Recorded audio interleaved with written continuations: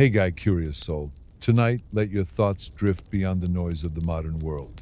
Close your eyes and listen gently, for we are going far back through time, through whispers of wind and parchment, to a place where wisdom once lived in stone and silence. We're going to Alexandria, not the one of today, but the legendary one of memory and myth, where scrolls once filled marble halls and the light of knowledge burned brightly beside the sea. Before we begin this journey into ancient minds and forgotten fires, please remember to like this video, subscribe to our channel, and leave a comment. Your support helps us keep telling these stories for dreamers everywhere. Now, take a breath and come with me through the gates of memory where we enter the timeless halls of the wind that touched the shores of Egypt in the 4th century before Christ smelled of salt and warm stone. Waves curled gently against golden sand, whispering secrets from across the Mediterranean. And there, on a narrow finger of land, stretching into the sea, a dream was beginning to take root not in silence, but in vision. A Macedonian general stood beneath the rising sun, his gaze drawn westward. His cloak billowed lightly in the wind, his boots pressed into ground older than myth. His name was Alexander, Alexander the Great, not yet crowned in legend, but already etched in glory. A man who had crossed mountains and deserts, toppled empires, and now turned his attention to eternity. He did not come to Egypt merely as a conqueror. He came as a builder, and on that wind-kissed morning, near the fishing village of Rhodotus, he declared that a new city would rise. A city unlike any the world had ever known. He knelt beside the shore, traced a line in the sand, and marked its outline with grain. His architects followed behind him, their scrolls full of Greek geometry and Egyptian influence.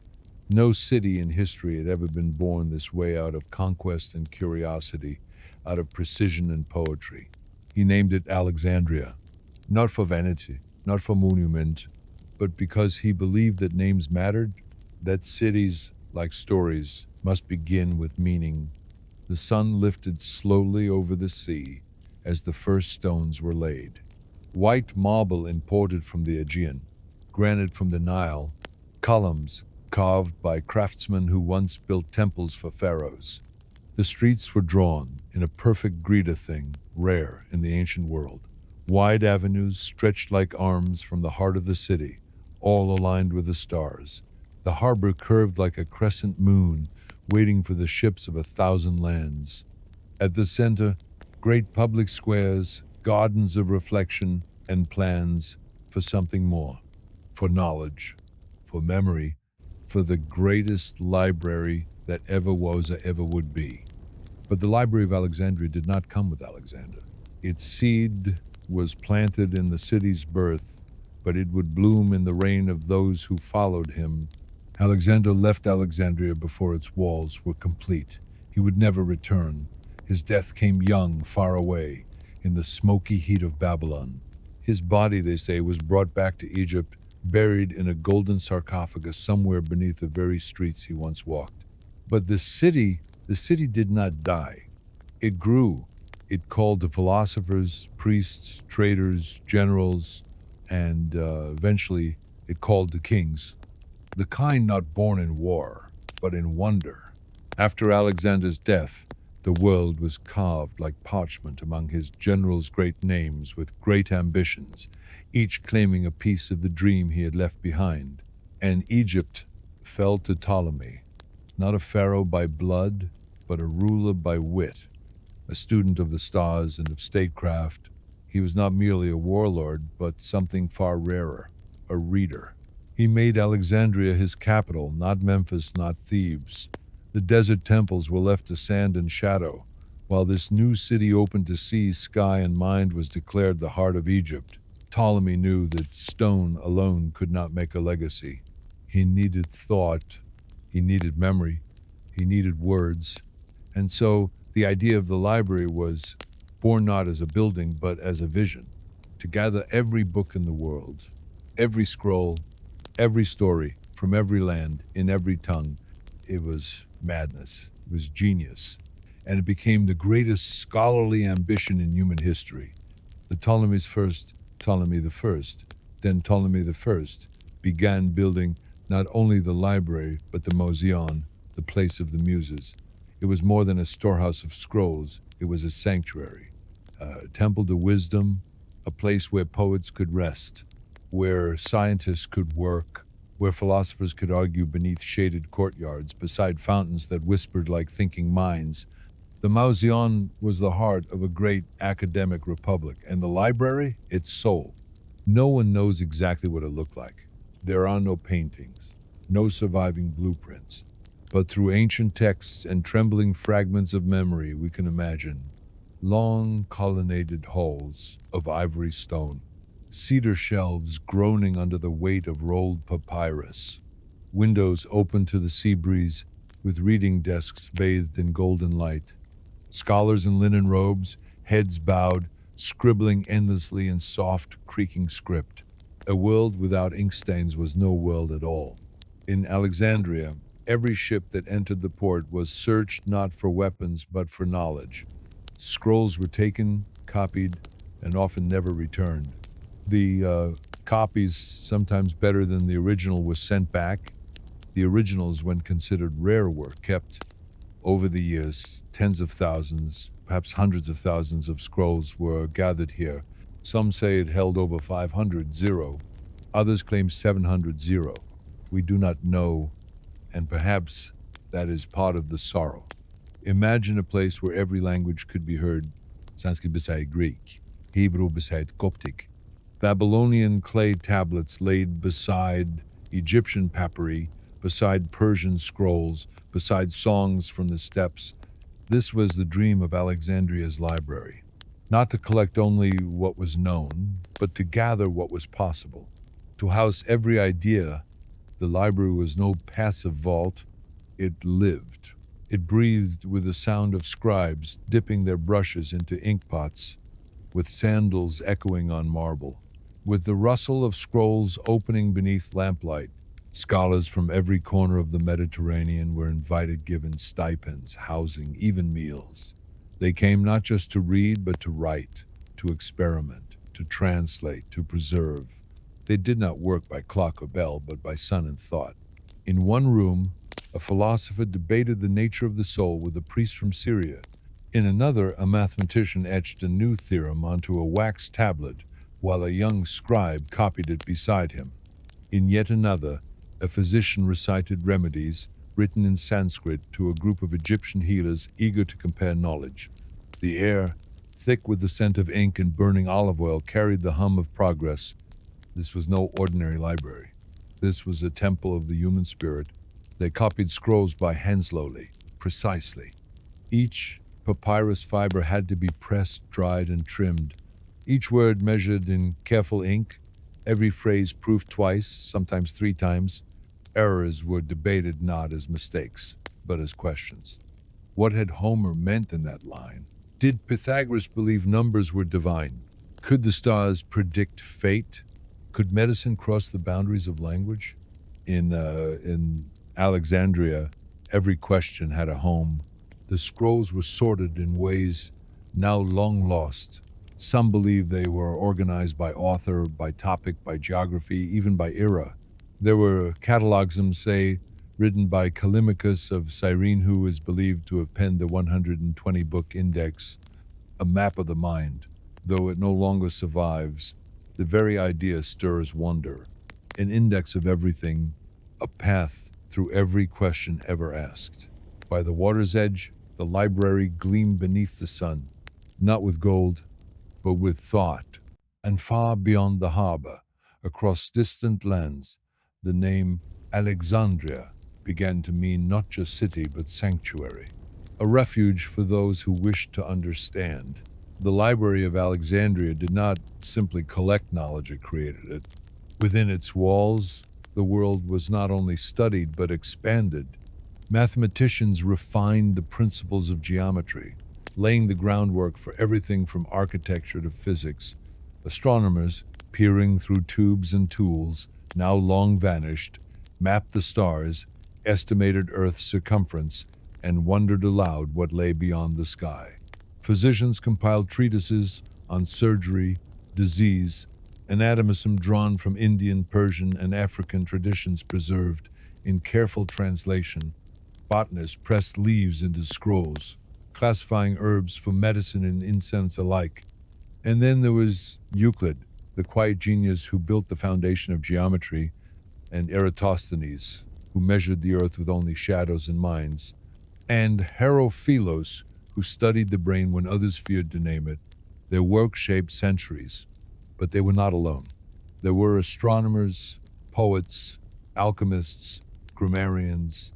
There were women among them, two scribes and thinkers in a time when most were silenced elsewhere. Alexandria did not care where you were born, only that you came to learn. Outside, the city thrived. Merchants unloaded goods from Rome, Carthage, India. Pilgrims came to visit the lighthouse, one of the great wonders of the world, its flame burning day and night, guiding ships toward the harbor of mines. And the people grew used to living near greatness, to walk beside scrolls that held the words of civilizations, to share the streets with those who named the stars. But even light must cast shadows, and as the years passed, power shifted, wars stirred, empires fell, and the library, though filled with light, could not always protect itself from the world outside. Still, in that golden time, when the marble halls of Alexandria stood whole, and the lamps of the Mausoleum burned through the night, mankind had never been wiser. Not all dreams begin in sleep.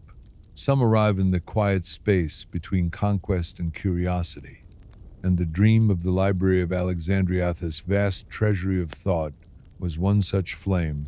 It was a dream carried not by Alexander himself, but by the men who inherited his vision, the Ptolemies. They were not pharaohs in the old Egyptian sense.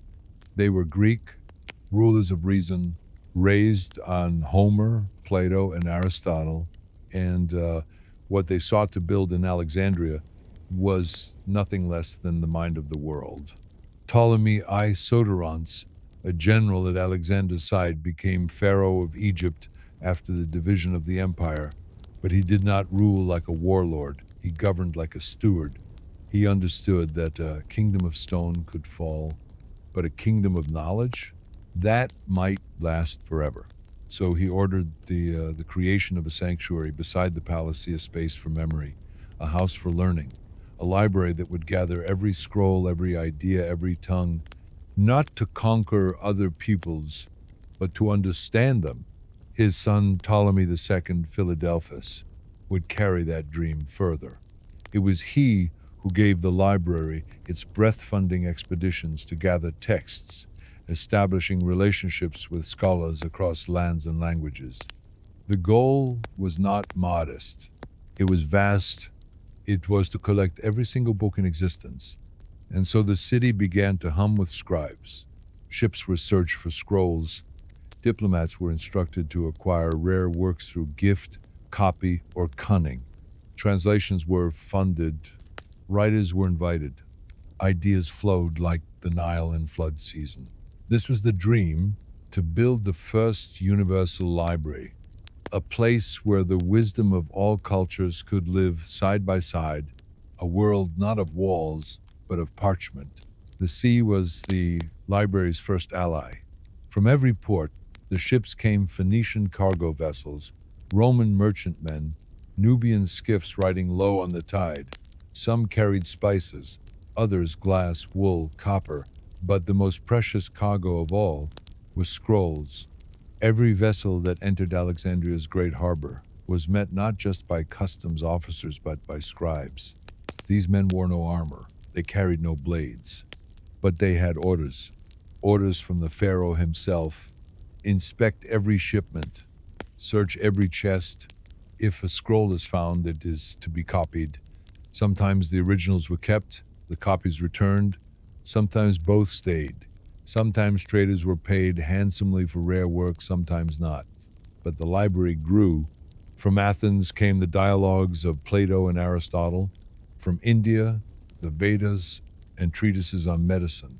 From Mesopotamia, astronomical records inscribed in clay. From Persia, histories and legends. There were scrolls of poetry, scrolls of law, scrolls of science, of rituals, of maps drawn by trembling hands under starlight. Some were old when they arrived, centuries old. Others were freshly written.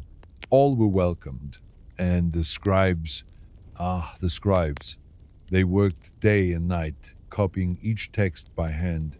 The ink made from lamp soot, the brushes crafted from reeds, the parchment rolled tight and labeled carefully, stored in pigeonhole shelves stacked as high as a man could reach.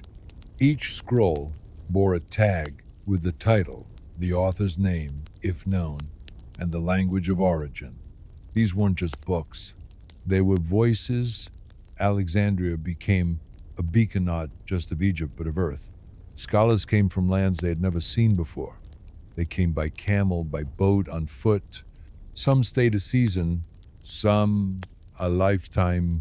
The library gave them food, a place to live, a stipend. All it asked in return was their mind.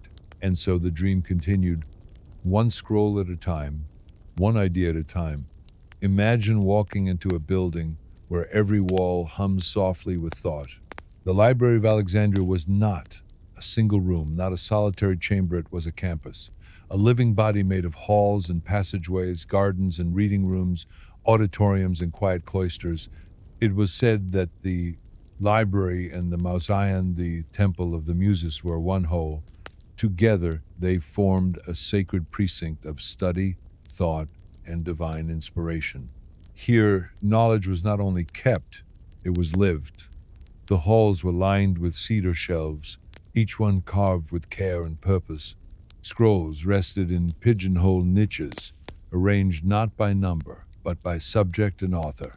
There were sections for mathematics, for poetry, for history, for medicine. There were foreign language wings, Syriac, Aramaic, Egyptian hieratic, and more. Some rooms held scrolls so old their ink was fading into dust. The ceilings were high, to welcome light and breeze. Windows were placed with purpose, angled to let in the sun but never too much heat. Courtyards offered open space for thought under palms, beside still fountains. It was a place to breathe knowledge. Some scholars studied in solitude, bent over writing tables. Others walked the colonnades, debating logic or the shape of the soul. At night, lamps were lit. Candles floated in shallow clay dishes, their flames small but steady like ideas made visible. There were rooms for translation, rooms for experimentation, rooms for observation of stars, of disease, of the human condition.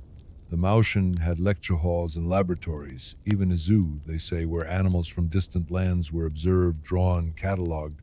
It was not a library by our modern definition. It was the living embodiment of what humanity could be. And at its center was silence. Not the silence of emptiness, but the silence of understanding, a stillness that waited for a mind to step inside and awaken it. They were not called geniuses then, nor saints. They were simply scholars. But what they did quietly, patiently, often anonymously echoes still. Their day began with the sun, not the bell. They rose from small stone quarters provided by the library, donned simple robes, and walked barefoot or sandaled to the colonnades. Some paused at the fountains to wash. Others carried food wrapped in linena fig, a heel of bread, some honey. There was no rush. Knowledge, they believed, could not be forced, only tended like a garden. In the reading halls, they unfurled scrolls with reverent care. Some read aloud in soft voices to improve memory. Others made notations with charcoal or reed brush, margins full of musings. They compared manuscripts, line by line, seeking variations, searching for truth through tiny changes in script. They wrote treatises and commentaries. They translated works from Sanskrit into Greek, from Hebrew into Demotic Egyptian. They debated grammar. They invented new mathematics. They studied plants, drew anatomical diagrams, plotted lunar calendars. And when the sun grew high, they sat in shaded gardens, arguing, dreaming, remembering. Some played instruments. Some recited lines of Homer, Sappho, or new poets born in Alexandria herself. Some closed their eyes and listened to the wind ripple through the papyrus reeds at the edge of the city. There were rules, but few. Expectations, but no exams.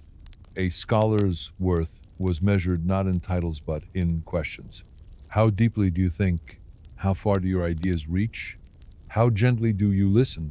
In this way, the library lived not just in stone and scroll, but in souls. It is said that some scholars never left. They died surrounded by their work. Their scrolls still bore the oil of their fingers, the slant of their handwriting, the fading scent of their thoughts, and long after their names vanished, their questions remained. Waiting for someone else to pick up the thread, he sat in the heart of Alexandria, where papyrus rustled like breath against the walls, and the sea whispered beyond columns of white stone. Ptolemy I Soter, born in Macedonia, once a general at Alexander's side, now pharaoh of Egypt, but unlike the pharaohs of old, he did not command pyramids, he commanded thought. He did not raise armies from superstition, he raised minds from silence. To Ptolemy, Egypt was not just a crown, it was a canvas. And Alexandria, Athos' new city of stone and sun, was to be his masterpiece. His court was filled not with jesters but astronomers, not goldsmiths but geographers. He dreamed of a place that could collect and protect all the world's knowledge, a place that could outlive temples, outlast empires, outshine even time itself. The library was already forming in the shadow of the Mount Zion, but Ptolemy saw something more. It was not enough to store scrolls. They must be studied, they must be shared, they must be sought. And so his ambition grew to gather every written work ever created by man, a goal so large, so unimaginable, that even his descendants could not finish it. But they would try. The son who followed Ptolemy to Philadelphus was not a warrior. He was not carved from the same marble as Alexander or his father. He was softer, heavily built, often mocked for his love of books and banquets, but inside him burned a different kind of fire. He did not conquer with armies, he conquered with letters, and the library became his empire. Under his reign, the Library of Alexandria was no longer a royal project. It became a national policy. He appointed the best minds to oversee its scholars who thought in three languages, who questioned everything, who knew that a good librarian must also be a philosopher, a grammarian, and a poet. The chief librarian became one of the most powerful men in Egypt, not a priest, not a general, but a thinker. Ptolemy II issued orders across the known world. Ambassadors were tasked with acquiring books. Merchants were instructed to seek scrolls as part of their cargo. Diplomats offered rare works in exchange for treaties. Even prisoners were sometimes released in return for sacred texts. In one famous tale, he is said to have requested the official Jewish scriptures from Jerusalem, not as loot, but to preserve them. He assembled 70 scholars to translate the Torah into Greek. The result became the Septuagint, one of the most important translations in history. This was his power, not over bodies, but over belief. Under Ptolemy II, the library grew like a forest, quietly, steadily, rooted in every continent the winds could touch. And at its heart, Alexandria had become a light in the ancient night. A library, no matter how grand, is nothing without order. And so, amidst the echo of sandals and scrolls, one man emerged from the quiet shadow pen in hand, brow furrowed, mind sharp as flint. Callimachus of Cyrene, poet, philosopher, cataloger of the impossible. It was he who undertook the greatest task no one else dared, to create a complete index of everything the library held. He called it the Pinakes, or tables. It was more than a list. It was an architecture of knowledge.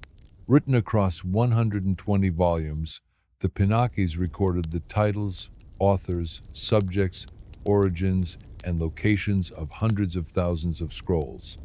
Mathematics, astronomy, botany, geography, drama, oratory, law, myth, books written in Greek, Persian, Egyptian, Phoenician.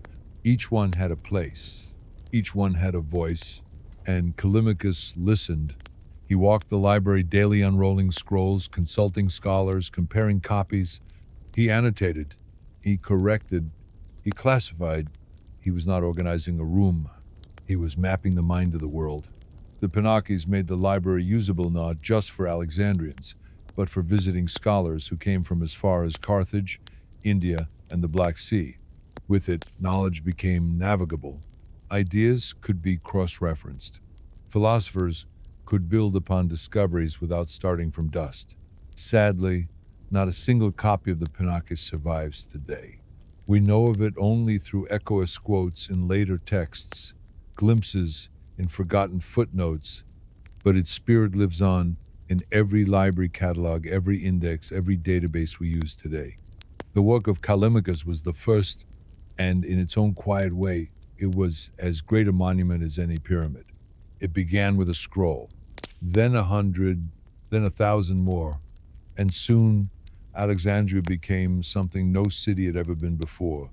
Not just a harbor, not just the capital, but a living mind. Merchants from Cyprus would bring bundles of medical texts tucked among barrels of oil. Priests from India arrived with songs inscribed on palm leaves. Greek sailors carried old plays, copied from fading performances. Ethiopian messengers brought myths no Alexandrian had ever heard. And with every delivery, every conversation, the city grew richer not in coin, but in connection. Ideas flowed like tides between strangers. A Babylonian star chart would spark a Roman invention. A lost Egyptian tale would inspire a Syrian philosopher to write anew. No tongue was unwelcome, no theory dismissed outright. This was Alexandria's soul: to listen, to learn, to leave nothing unexamined. In time, the library and the Masion were no longer seen as buildings. They became ritual. They became identity. Children were taught to read early, not merely for trade, but for thought. Teachers gathered students beneath fig trees, using sand to sketch ideas. Citizens quoted philosophers the way others sang hymns. Even the city's coins bore symbols of wisdom owls, books, lamps. To live in Alexandria was to dwell in dialogue. You could speak to the past by opening a scroll. You could write a future with your own ink. And in the wind that moved through its open halls, there was always a whisper. All of this will matter. Long before universities, before campuses with lecture halls and libraries, there stood the Mausan. Not a building of worship in the usual sense. No priests, no altars. But it was a temple of a different kind, dedicated to the Musesses, divine daughters of memory, song, poetry, and the arts. The Mausan stood at the heart of Alexandria. White marble columns framed its entrance. Its courtyards were shaded by olive trees, its air filled with the scent of scrolls and ink, jasmine and oil lamps. Inside, there were no walls to separate disciplines. A philosopher might walk beside a surgeon. A poet might dine with an astronomer. Ideas mingled in the sunlight, just as minds did beneath it. This was not just a place of storage. It was a sanctuary of thought, where the library gathered memory. The Mausion breathed life into it. Scholars here were not guests. They were residents. Their housing, their meals, even their pay all provided by the state. Their only duty? To think, to write, to teach, and in doing so, they built the foundation of what we would one day call academia. Dawn came gently to the Mausian, not with the clang of bells or the shout of instructors, but with the soft rustle of scrolls, the low murmur of voices, and the footsteps of scholars moving beneath marble arches. They rose early not because they must, but because thought had a rhythm of its own. A typical day began in silence.